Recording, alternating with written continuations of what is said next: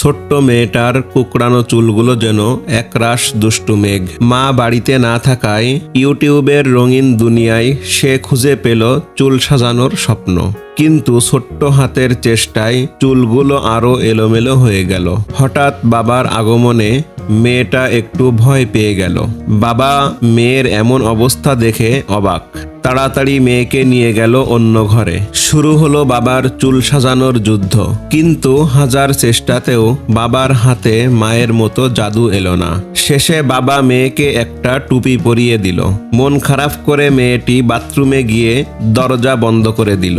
মেয়ের কান্না শুনে বাবার মনটা খারাপ হয়ে গেল। বাথরুম থেকে বের হয়ে মেয়েটি বাবাকে একটা ভিডিও দেখালো। সেখানে মা আদর করে মেয়ের চুল সাজিয়ে দিচ্ছেন। বাবার বুঝতে বাকি রইল না, মায়ের হাতের ছোঁয়াতেই জাদু। বাবা অনেক চেষ্টা করে মেয়েকে মায়ের মতো করে সাজিয়ে দিলেন। মেয়েটা আনন্দে আত্মহারা। মায়ের সাথে দেখা করার জন্য হাসপাতালে ছুটে গেল। ক্যান্সার কেড়ে নিয়েছে মায়ের মাথার সব চুল। তবুও মেয়ের সুন্দর চুলের স্টাইল দেখে মায়ের মুখে হাসি ফুটল।